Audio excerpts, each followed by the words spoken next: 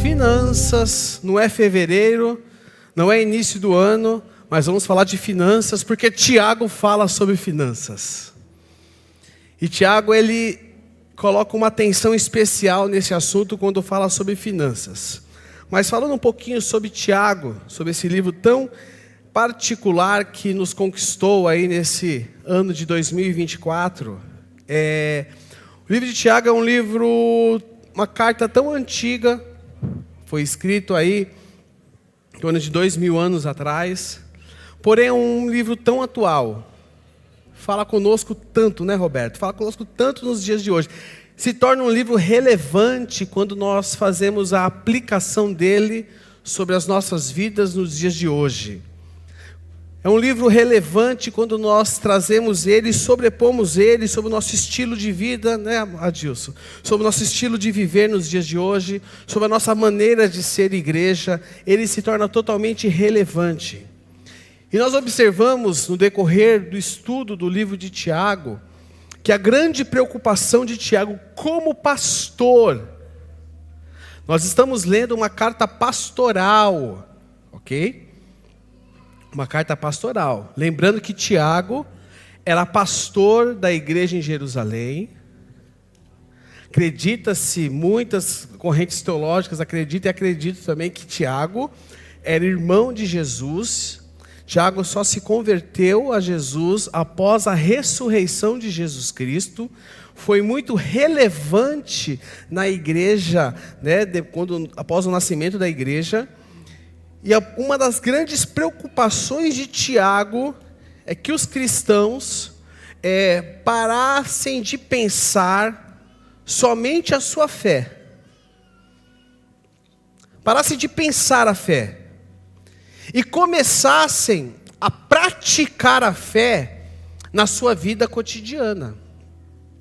Não somente pensar fé, mas praticar a fé. Colocar a fé em prática. Por isso que nós temos tirado lições para a vida. Por isso que temos tirado grandes lições para as nossas vidas. Então eu quero convidar que você abra comigo a sua Bíblia em Tiago, capítulo 5, nós vamos ler do verso 1 ao verso 6, Tiago 5, do 1 ao 6.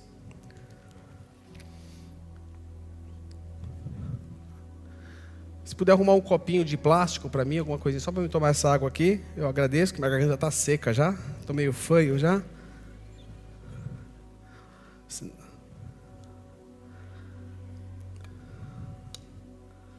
O pessoal da gestão de culto está por aí, Nicole?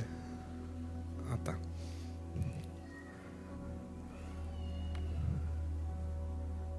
Obrigado. Tiago, capítulo 5, do verso 1 até o verso 6, vai nos dizer o seguinte: escutem. Vamos ler, depois nós vamos parar. Eu quero ler parando, mas eu não vou ler parando. Nós vamos ler, depois eu vou parar com vocês, para a gente analisar o que Tiago está falando. Porque Tiago é muito detalhista aqui, e ele enfatiza muita coisa aqui nesse trecho, nós vamos ler. Então, eu não vou parar, eu vou ler todinho, com muita calma, né? E depois nós vamos estudar aqui com mais calma. Ele diz o seguinte: escutem agora, ricos, chorem e lamentem por causa das desgraças que virão sobre vocês. As suas riquezas apodrecem, e as suas roupas foram comidas pelas traças. O seu ouro e a sua prata estão enferrujados, e essa ferrugem será testemunha contra vocês, e há de devorar como fogo o corpo de vocês. Nestes tempos do fim, vocês ajuntarão tesouros. Verso 4. Eis que o salário dos trabalhadores que fizeram a colheita nos campos de vocês e que foi retido com fraude, está clamando. E o clamor dos que fizeram a colheita chegou aos ouvidos do Senhor dos Exércitos. Vocês têm tido uma vida de luxo e de prazeres sobre a terra. Têm engordado em dias de matança. Vocês têm condenado e matado o justo, sem que ele ofereça resistência. Até aqui. Senhor, nós colocamos este momento na Tua presença. Te pedimos, Espírito Santo, fala aos nossos corações. Nós queremos ouvir a Tua voz, Senhor. Nós não estamos reunidos aqui para ouvir fruto de um estudo, mas nós estamos reunidos aqui para ouvir a Tua voz. Por isso te pedimos, Espírito Santo, fala aos nossos corações nessa manhã, para que nós possamos ouvir a Tua doce e santa direção para as nossas vidas. Nós te agradecemos e te louvamos por este momento. Em nome de Jesus, amém. Amém? Vamos lá.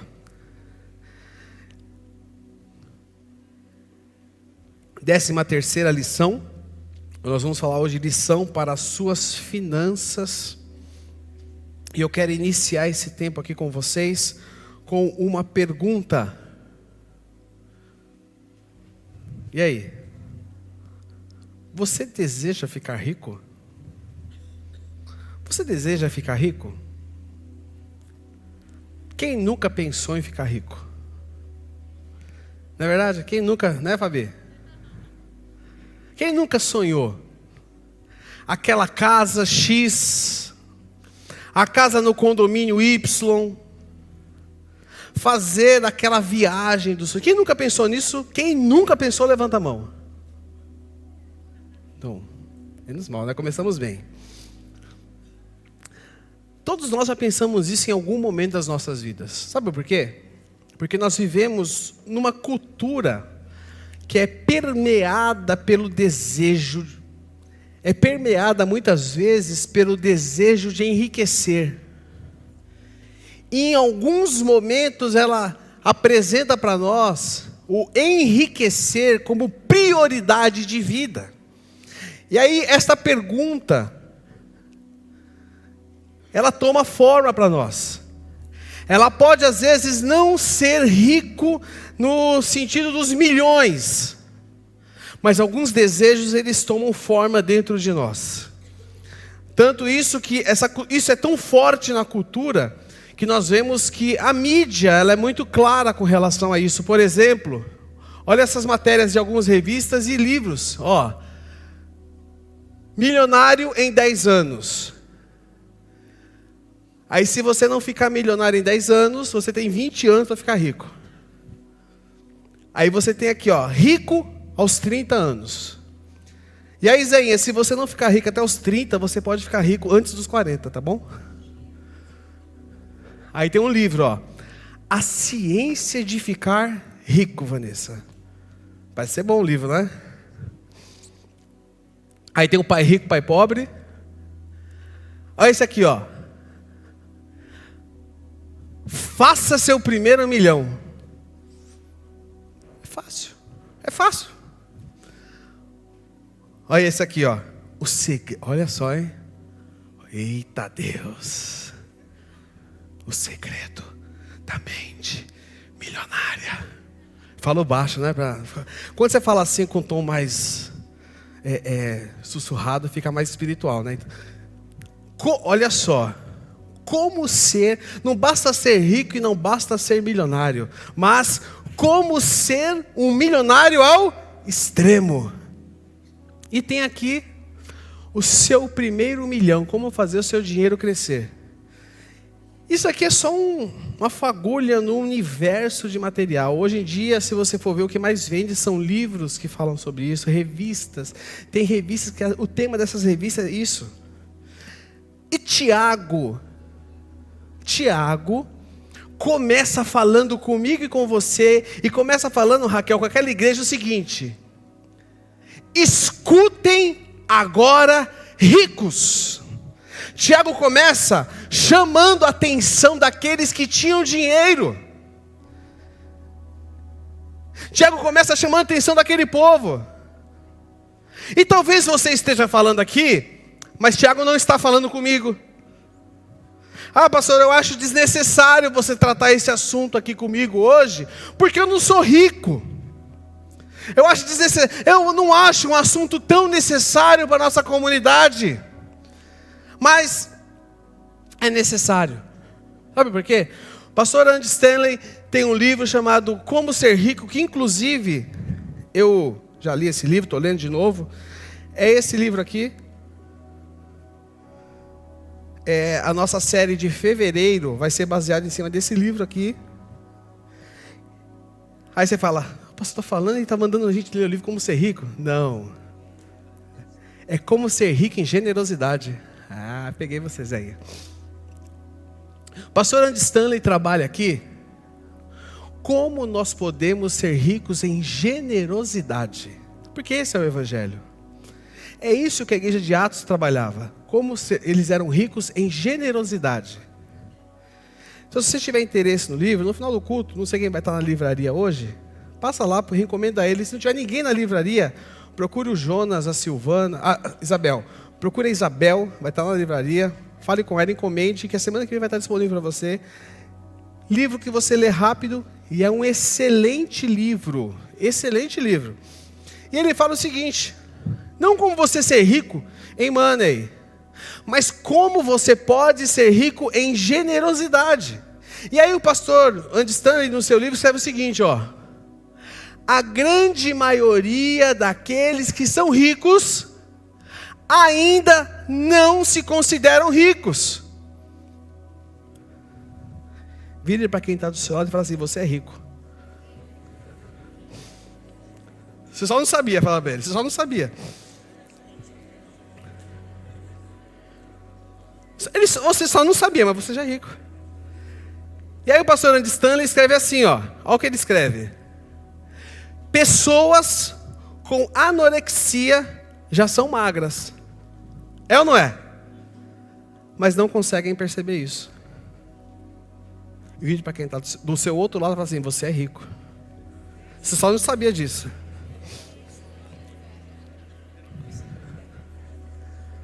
Agora, a pergunta importante aqui nessa manhã.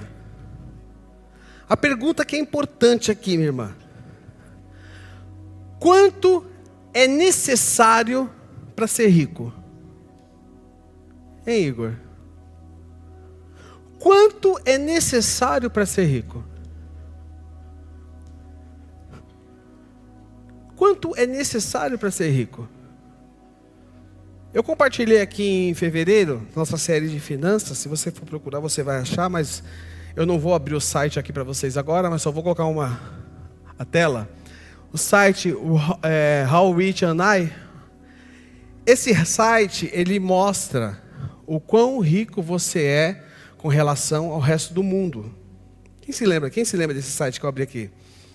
Eu não vou abrir o site aqui, mas se você entrar lá, howrichamI.org, você vai lá, você vai colocar que é do Brasil, traduz a página para português.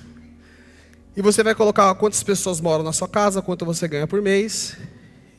E ele vai te mostrar em comparação ao resto do mundo, quanto você é rico. E aqui ele fala o seguinte, ó: quem ganha 10 mil reais por mês está entre os 3% mais ricos do mundo. Nós estamos falando da população mundial, ok? Aspecto mundial. Olhando para o Brasil. Quem ganha 5 mil reais por mês está entre os 5% mais ricos do mundo. Quem ganha 2 mil reais por mês está entre os 18% mais ricos do mundo. Tiago está falando comigo, com você, meu irmão. Tiago está falando comigo e com você. Nós somos privilegiados. Quem tem um celular aqui, levanta a mão. Ah, mas o celular é velhinho. Mas você tem um celular? Tem ou não tem? Tem um sapatinho aí? Tem uma roupinha? Graças a Deus, né? Você está vestido? Tem onde dormir? Tem uma geladeira na sua casa? Tem o que almoçar quando chegar hoje? Nós temos algo. Nós somos ricos. Nós somos ricos. Tiago está falando comigo e com você. E Tiago, dentro dessa realidade, ele nos traz 3 alertas. Tiago nos traz 3 alertas. Eu quero ler com vocês esses 3 alertas que Tiago traz sobre nós aqui. E ele começa o seguinte. Ele fala: escutem agora, ricos, chorem e lamentem por causa das desgraças que virão sobre vocês. Qual é o primeiro alerta que Tiago está fazendo para nós? O primeiro alerta que Tiago está fazendo para mim e para você é que a riqueza não traz felicidade. Mas sabe qual é a grande verdade? A grande verdade é que nós acreditamos que o dinheiro pode nos fazer feliz. A grande verdade é que nós acreditamos que o dinheiro pode resolver todos os problemas da nossa vida. A grande realidade é que nós acreditamos que o dinheiro pode resolver todas as nossas angústias. E na palavra a gente não declara isso. Da boca para fora a gente não declara isso. Mas as nossas atitudes com relação ao dinheiro declara isso. Essa é a verdade. Tiago está falando o seguinte. Sabe o que Tiago está falando aqui para mim e para você? Que quando eu e você buscamos no dinheiro o significado das nossas vidas, o resultado é angústia e desgraça. É isso que ele está falando. Chora, lamenta. Porque homens e mulheres que buscam o significado da sua vida no dinheiro, acontece isso com ele. E aí o apóstolo Paulo escreve ao seu jovem discípulo Timóteo o seguinte: mas os que querem ficar ricos caem em tentação, em armadilhas e em muitos desejos insensatos, nocivos, que levam a pessoa a afundar na ruína e na destruição. Ou seja, essa busca desenfreada faz que as pessoas se esqueçam dos seus valores, se esqueçam daquilo que é valor para elas, e elas acabam se afundando, e se afundam na lama, se afundam, e muitas vezes buscam atalhos para isso, jeitinhos para isso. Pessoas que muitas vezes perdem tudo, buscando jeitos, por exemplo, um clique aqui, compre meu curso, aposte aqui, invista seu dinheiro aqui.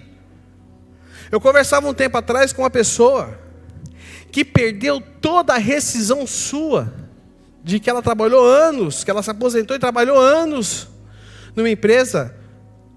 Ela investiu nesses milagrosos bitcoins de investimento, perdeu tudo.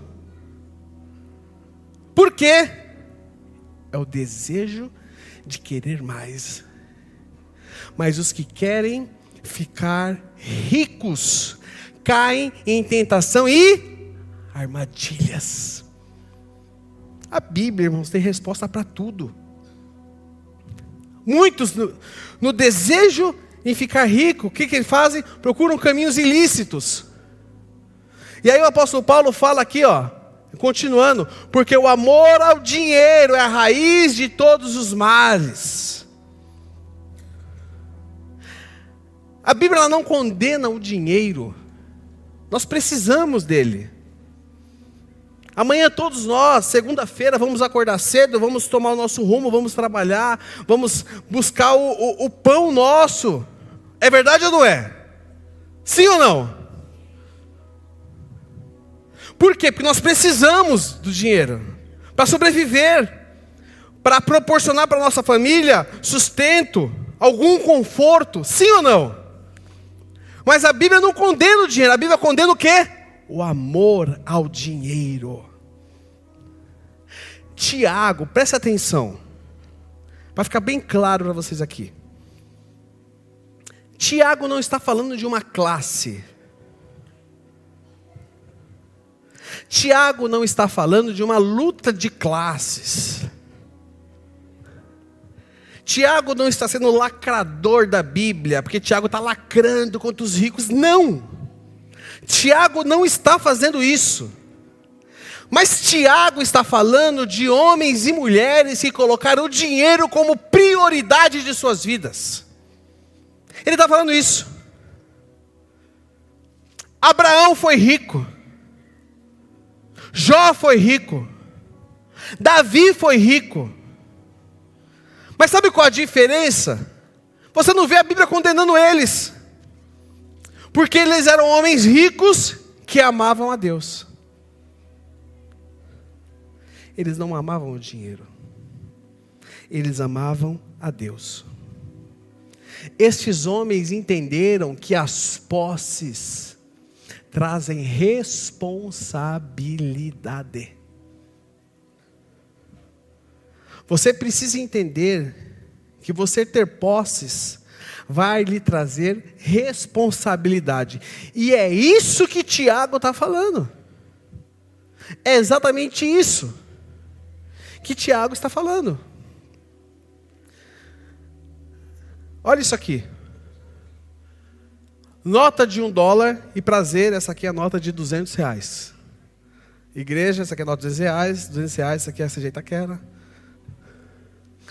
Mas por que eu trouxe essas duas notas aqui? Tem algo no dinheiro que eu acho muito contraditório. Na nota de dólar está escrito "In God we trust", que significa o quê? Quem significa isso aqui? Quem sabe dizer o que significa? Em Deus, nós confiamos em Deus. E na nota de real está escrito o quê? Deus seja louvado. Isso aqui foi colocado mais ou menos, se eu não me engano, na Segunda Guerra Mundial. E se eu não me engano, foi José Sarney que colocou no dinheiro isso aqui. Posso estar errado. Se eu estiver errado, me corrijam. Posso estar errado. Mas essas afirmações do dinheiro, para mim, são irônicas. Sabia disso? Para mim, elas são irônicas. Será que isso é verdade? Será que isso é verdade? O que está escrito aqui? Nós confiamos em? Será que nós confiamos em Deus ou no dinheiro? O homem confia em Deus ou no dinheiro? Por que colocar isso no dinheiro? Agora aqui, Deus seja o quê? Agora eu pergunto, será que Deus tem sido louvado pela maneira como nós usamos o nosso dinheiro? É irônico. O homem colocar estampado numa nota de dinheiro isso. Isso foi só desabafo, tá? Só precisava falar isso para alguém. Precisava falar isso para alguém. Irmãos, continuando a leitura aqui de Tiago. E Tiago fala o seguinte: se nós colocamos a nossa confiança no dinheiro, sabe o que vai trazer sobre nós? Choro, lamento e desgraça. Choro, lamento e desgraça. Tem um texto que eu li o ano passado aqui, e eu estava guardando esse texto aqui, eu leio para vocês de novo. Cadê? Está aqui. O texto até sumiu, mas eu vou achar ele. Aqui. Esse texto chama-se... O nome do texto chama-se Um Pai Moderno. Presta atenção no que o Tiago fala. Se nós colocamos a nossa confiança no dinheiro, vai trazer sobre nós choro, lamento e desgraça. Tiago estava falando com homens e mulheres que tinham a sua confiança no dinheiro. Ouça esse relato aqui, esse testemunho, que diz o seguinte: sou um pai moderno, muitas vezes perplexo e angustiado. Passei a vida inteira correndo como um louco em busca do futuro, esquecendo do agora. Nessa luta, renunciei ao presente. Com prazer e orgulho, preenchia a cada ano minha declaração de imposto de renda. Cada linha acrescentada era resultado de muito trabalho. Casas, apartamentos, sítios, automóveis do ano. Tudo isso custando dias, meses, semanas de trabalho intenso. Mas eu estava construindo um futuro. Espera aí um minutinho só, que deu ruim aqui, espera aí. Mas eu estava...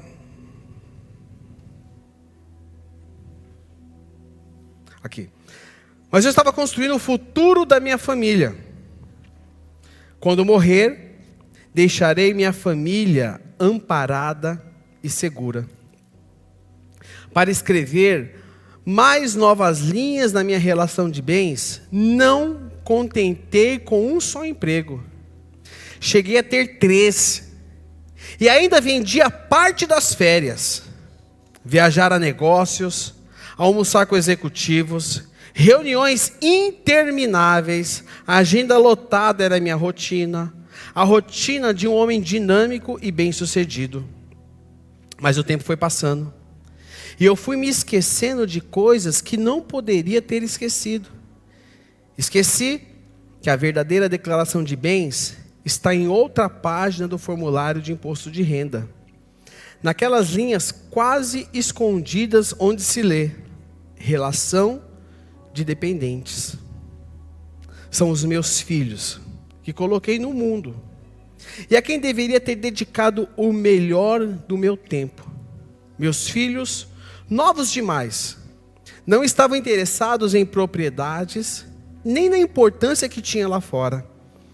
Eles queriam um pai. Os anos se passaram, e eu me entreguei de tal maneira à construção do futuro deles, que não tive tempo de participar de suas pequenas alegrias. Um executivo não tem tempo a perder com bobagens de crianças. Há filhos órfãos de pais vivos que estão cuidando do futuro da família. O pai para um lado, a mãe para o outro, e a família terceirizada, desintegrada, sem convivência. Depois de uma dramática experiência pessoal e familiar vivida, a mensagem que tenho a dar é: não há melhor tempo aplicado do que aquele destinado aos filhos. Agora estou aqui com o resultado de tanto esforço. Construí o futuro penosamente. E não sei o que fazer com ele depois da perda de Carlos e Patrícia. De que vale tudo que juntei se esses filhos não estão mais aqui para aproveitar tudo isso com a gente? Encerrando o testemunho dele, ele diz o seguinte: se o dinheiro não foi capaz de comprar a cura de meu filho amado que se drogou e morreu, se não foi capaz de evitar a fuga de minha filha que saiu de casa e dela não tenho mais notícias, para que serve? Para que ser escravo dele? Eu trocaria, explodindo de felicidade, todas as linhas de declaração de bens por 2 nomes que tive de retirar da minha declaração de dependentes: os nomes de Carlos e Patrícia. Carlos morreu aos 14 anos e Patrícia fugiu de casa 1 mês antes de completar 15.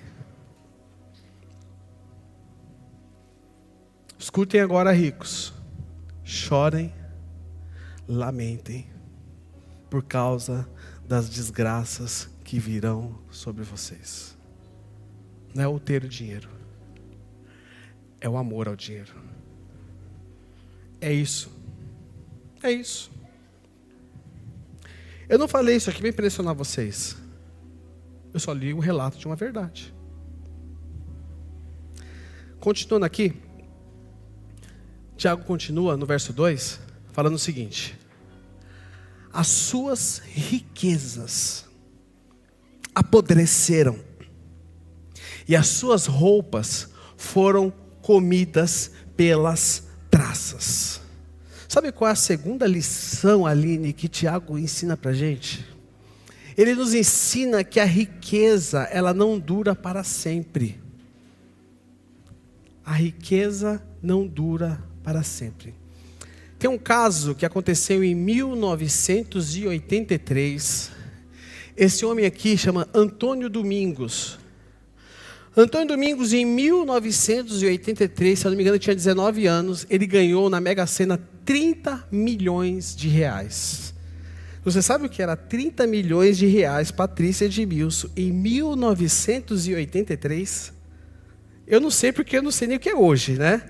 Mas eu sei que era muito dinheiro. Só que esse homem hoje, ele é flanelinha, não tem nada, ele perdeu tudo.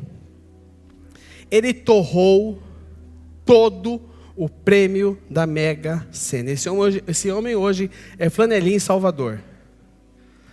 Esse homem ganhou o prêmio da Mega Sena, sabe o que ele fez? Ele alugou uma cobertura presidencial de um hotel em Salvador de alto luxo, onde ele dormia todas as noites lá.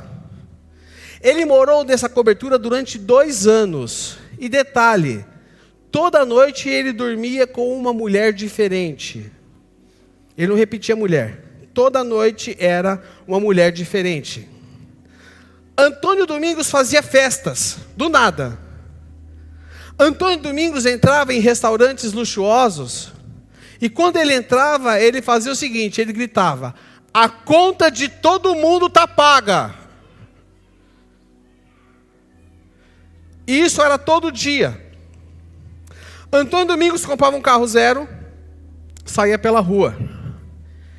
E aí se ele via que o carro estava sujo, sabe o que ele fazia?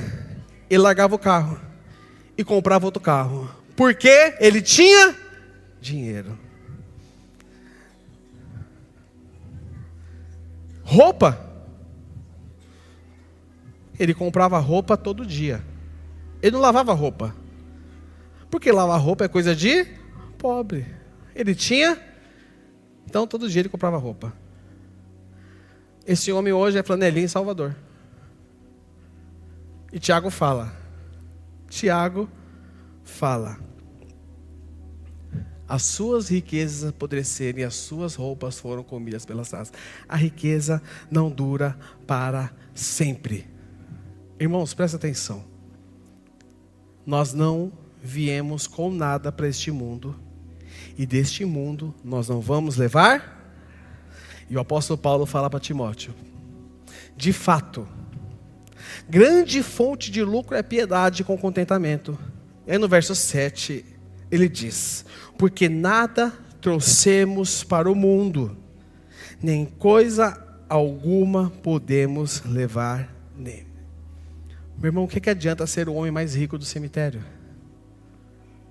O que adianta? O que adianta? O que você vai levar junto com você? Sabe qual é a preocupação de Tiago? A preocupação de Tiago é que nós estamos valorizando as coisas erradas. Nós estamos valorizando as coisas erradas. Existe uma riqueza que nós precisamos valorizar. E muitas vezes deixamos a riqueza de lado. E essa riqueza, sabe o que é? É eterna. Essa riqueza é a nossa fé. Nós vamos valorizar isso. Nós vamos revalorizar Jesus. Precisamos valorizar Jesus, porque quem conhece Jesus é feliz em qualquer situação. Porque quem conhece Jesus é Macários, é bem-aventurado, é bem-sucedido, é feliz. Quem tem Jesus é feliz. Amém. E aí Tiago continua com o terceiro alerta para nós. Ele diz que a riqueza, ela não compra a benevolência de Deus. E aí no verso 3, Tiago fala o seguinte para nós: o seu ouro e a sua prata estão enferrujados, e essa ferrugem será testemunha contra vocês, e há de devorar como fogo o corpo de vocês. Nestes tempos do fim, vocês ajuntaram tesouros. E aqui tem a expressão testemunha contra vocês. O que é essa expressão? É a expressão de uma testemunha que vai contra alguém. Tiago está falando que o dinheiro, o amor que aquelas pessoas têm, está condenando elas. Ou seja, aquelas pessoas que enriqueceram ilicitamente. Aqueles homens, aquelas mulheres que enriqueceram por meios ilícitos. Aquilo que elas fizeram sobre elas, aquela situação estava condenando elas. E ele continua dizendo: nesses tempos do fim, vocês ajuntaram tesouros. Eles enriqueceram de maneira ilícita. E chegaram num momento da sua vida, onde tudo aquilo que eles possuíam, eles achavam que podia comprar tudo. Mas aquele dinheiro não podia comprar tudo. Sabe por quê? Existe uma coisa que o dinheiro não pode comprar. Sabe o que é? A graça de Deus. O dinheiro não compra a graça de Deus. O dinheiro não compra a graça de Deus. Não compra a graça de Deus. Mas o dinheiro nos traz responsabilidade.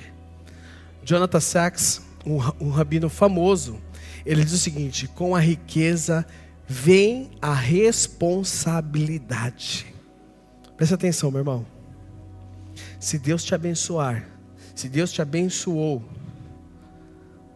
é para você ter uma responsabilidade de ser um instrumento nas mãos dele.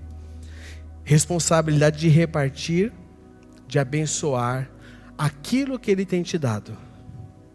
E aí eu lhe pergunto: como você lida com o dinheiro? Lembre-se, o dinheiro nos traz responsabilidade. Ficou claro isso para vocês? Sim ou não? Aí eu lhe pergunto: como você lida com o dinheiro? Tiago, continuando a leitura de Tiago, ele nos apresenta 3 maneiras de nós lidarmos com o dinheiro. 3 maneiras em que eu e você lidamos com o dinheiro. Analisando essas 3 maneiras, qual é a maneira que você lida com o dinheiro? Primeira maneira. A primeira maneira é o do corrupto. O que é seu é meu. Essa é a fala do corrupto. O corrupto, ele está disposto a passar por cima de pessoas para conquistar aquilo que ele quer.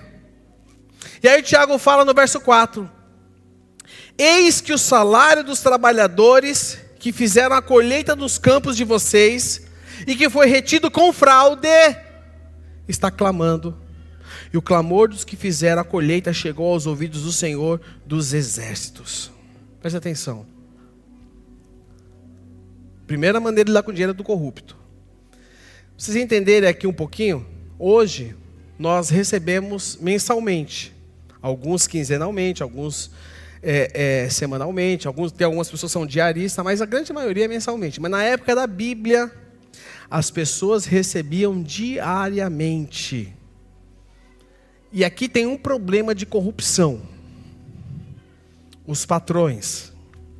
E aí, continuando a leitura, olha o que diz: e o clamor dos que fizeram a colheita, dos trabalhadores, chegou aos ouvidos do Senhor dos exércitos. Ou seja, o que Tiago está falando? Deus está vendo, e vocês prestarão contas diante dele. Vocês prestarão contas.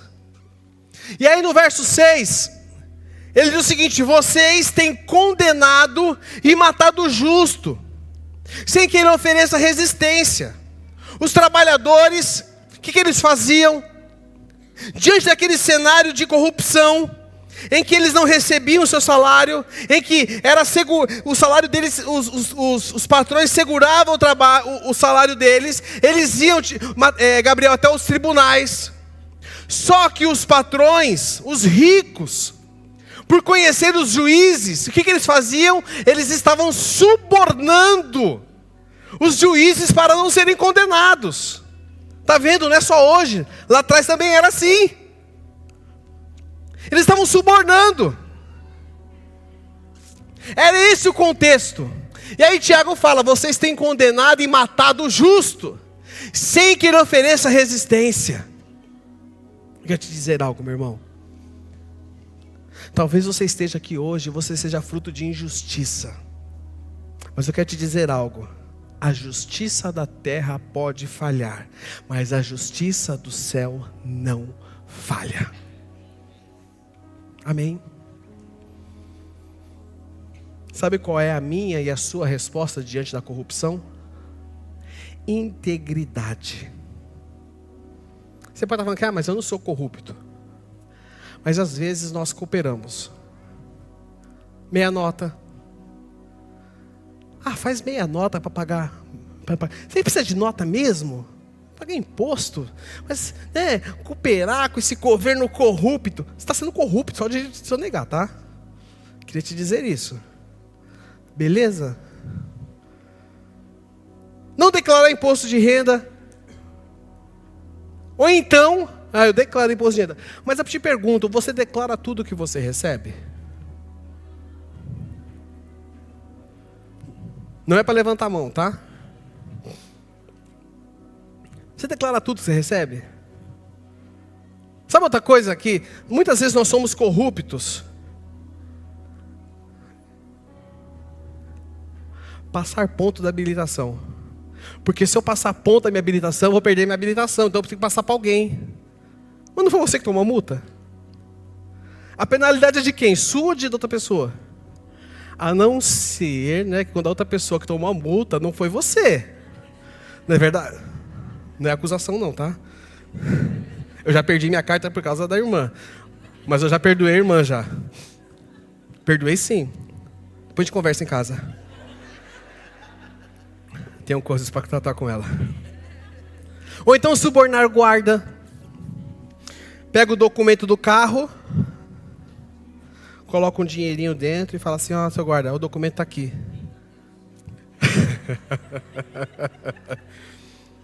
Aí você fala, vai que Deus me dá o livramento. Graças a Deus o guarda pegou. Deus não tem nada a ver com isso.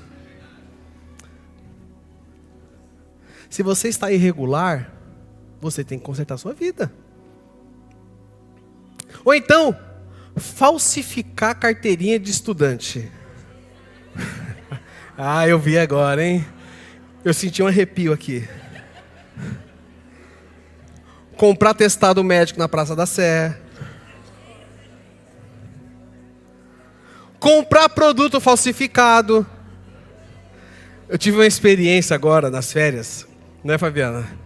A gente foi para um lugar, Mato Grosso do Sul, e falam que assim, lá é verão o ano todo. Olhava na temperatura 31 graus, 32 graus, eu falei, eita, vai ser daquele jeito. Cheguei lá, irmãos, 8 graus. Só levei roupa de calor. Aí falaram assim pra gente, tem uma loja lá no centro da cidade, a cidade de 20 mil habitantes, desse tamanho. Não enche nem a areia do Corinthians, desse tamanho a cidade. Tem uma loja lá na cidade, que lá fica perto do Paraguai, eles vendem roupas apreendidas do Paraguai.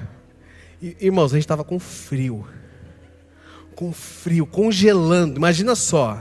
E a casa que a gente alugou, não tinha parede, era aberta. Só tinha parede nos quartos, porque a casa era toda aberta. E nós fomos na loja, né? Aí lá, irmãos, eu comprei calça da Mike, blusa de moletom da Abibas. Foi um caso extremo, tá? Confessando o pecado para você. Mas, ou então vai colocar o jacarezinho falsificado, né? Jacaré, lagartixa. Isso é corrupção. Contrabando gourmet. Contrabando gourmet. Você vai para o Paraguai? Traz tal coisa para mim. Mas tira da caixa, faz de conta que é seu.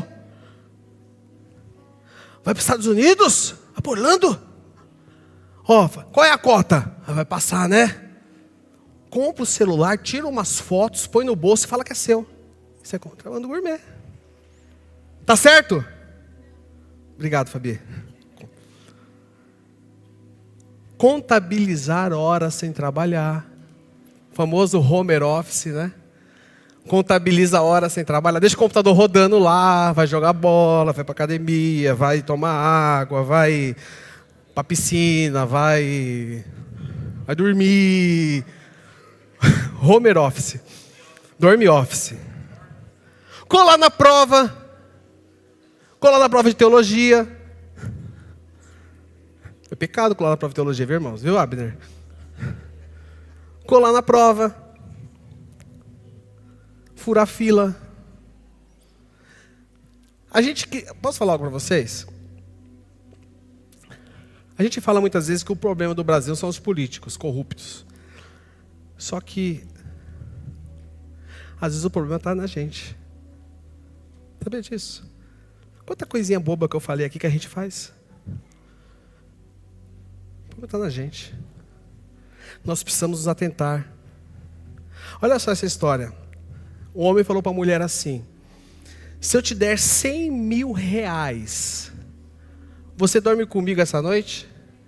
Ela disse assim: lógico, por 100 mil reais, eu deito com você. Aí ele falou assim para ela: tá, e se eu te der 10 reais, você dorme comigo? Ela falou: 10 reais? Você é louco? Por 10 reais eu não vou dormir com você. Ele falou para ela assim: o que você acha que eu sou? Ele falou assim para ela: o que você é eu já sei, agora é só uma questão de preço.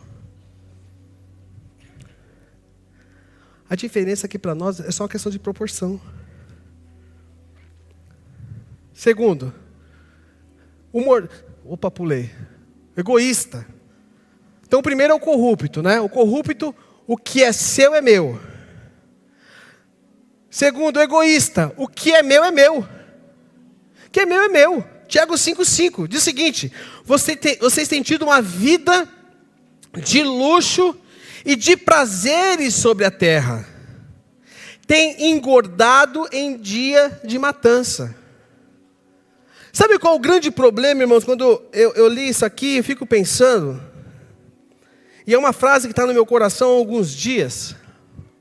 O grande problema é que, ao invés de nós vivermos esses últimos dias como peregrinos, nós temos vivido esses últimos dias como turistas. A gente quer aproveitar tudo. A gente quer aproveitar tudo desse mundo. Só que nós somos peregrinos. A gente não tem que aproveitar o máximo, nós estamos de passagem. A gente está pensando em si mesmo, nós temos que pensar no outro. Pensar no reino de Deus. Precisamos aprender a reconhecer que tudo que nós temos vem de Deus. Precisamos aprender isso. Você não tem as coisas porque você se esforçou, parabéns, que você deu gás, que você trabalhou. Mas se você chegou a esse ponto, é porque Deus te deu. Portanto, a lógica do reino de Deus é diferente. A lógica do reino de Deus não é essa: o que é meu, não. A lógica do reino de Deus é o terceiro ponto de como nós lidamos com o dinheiro, que é o correto. O que é meu é dele. E é lá no verso 3, Tiago fala: o seu ouro e a sua prata estão enferrujando, e a sua ferrugem será testemunha contra vocês, e há de devorar como fogo o corpo de vocês. Agora ele diz aqui: nestes tempos do fim, vocês ajuntaram tesouros. Tiago está deixando claro para nós que a nossa atitude nos últimos dias não deve ser de ajuntar tesouros, de acumular para o meu deleite e para o meu conforto, mas sim de administrar sabiamente, aonde eu tenha o suficiente para mim, para minha família, onde eu tenha suficiente para proporcionar conforto para minha família, aonde eu tenha o suficiente para doar generosamente, aonde eu tenho o suficiente para me mover na direção do outro. Lá, se você for ver, Tiago 1,27, onde Tiago fala das necessidades, nós falamos sobre isso.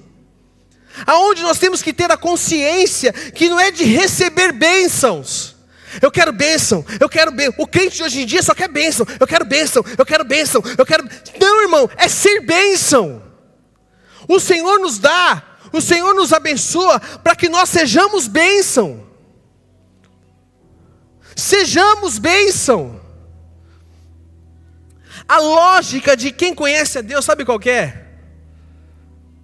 A lógica de quem conhece a Deus e reconhece que o que tem vem de Deus é essa aqui, ó. Olha a declaração de Davi. Essa é a lógica. Porque quem sou eu? E quem é o meu povo? Para que pudéssemos dar voluntariamente essas coisas. Olha a lógica, olha a cabeça do homem. Porque tudo vem de ti. E nós só damos o que vem das tuas mãos. Era um homem rico. Um homem segundo o coração de Deus.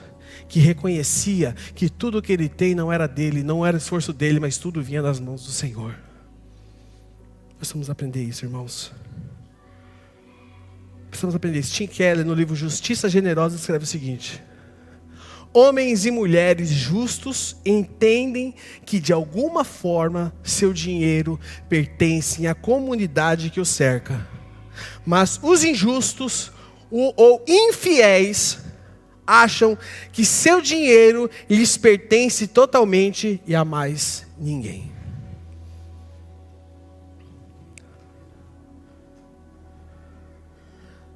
Quero dar um conselho para vocês aqui. Usufrua. E seja feliz com o que Deus te deu. Mas seja responsável. Porque aquilo que Deus te deu é para você compartilhar também. É para você abençoar o reino de Deus, a sua comunidade e aqueles que estão ao seu redor. Quem aqui conhece William Colgate? Você conhece Colgate, a pasta de dente. Mas William Colgate, ele nasceu em 1783 e morreu em 1857. Foi um jovem que chegou em Nova York, muito pobre, começou a trabalhar bem cedo, então ele começou bem sucedido, e a partir daí o William Colgate, ele tomou uma decisão, a decisão de ser generoso. No primeiro salário do William Colgate, ele decidiu devolver 10% para Deus. E a partir disso, ele começou a praticar mais, no decorrer da sua vida, 15, 20, 30. E ao longo da sua vida, ele doou 50% do faturamento da Colgate mensalmente para a obra de Deus no mundo. E aí tem essa declaração aqui, olha só o que ele diz. Olha aqui só, ele sentiu a necessidade de ser generoso porque reconheceu que Deus, olha só, que Deus era o doador de tudo quanto possuía. Não somente da oportunidade em crescer como empresário, mas até mesmo dos elementos que eram usados na fabricação de seus produtos. Que mentalidade, irmãos. Não é a mentalidade do que é meu. Não. O que eu tenho é dele. É nisso que Tiago estava falando. É disso que Tiago estava falando. E aqui para fechar, Josemar Bessa escreve o seguinte: alguém está orando agora por coisas que você tem e sequer agradece. Para encerrar com a chave de ouro, Robertão. Para colocar cereja em cima do bolo aqui, Cilinho. Colocar cerejinha em cima do bolo. Alguém agora está orando por coisas que você tem e sequer agradece. O pessoal do louvor pode subir. Lições que nós aprendemos aqui hoje, para você fixar no seu coração. Em primeiro lugar, não se esqueça que tudo que somos e tudo que temos pertence a Deus. Ele é a fonte de todas as bênçãos em nossas vidas. Segundo, só temos uma opção. Olha só temos uma opção. Ou adoramos o dinheiro como nosso Deus, ou adoramos a Deus, ou adoramos, deixa eu ler aqui, peraí, aqui. Só podemos escolher uma opção. ou adoramos o dinheiro como nosso Deus, ou adoramos a Deus com o nosso dinheiro. Em terceiro lugar, a felicidade não é determinada pelo que possuímos, mas sim pelo que compartilhamos. Está aí. Fique de pé no seu lugar, vamos orar.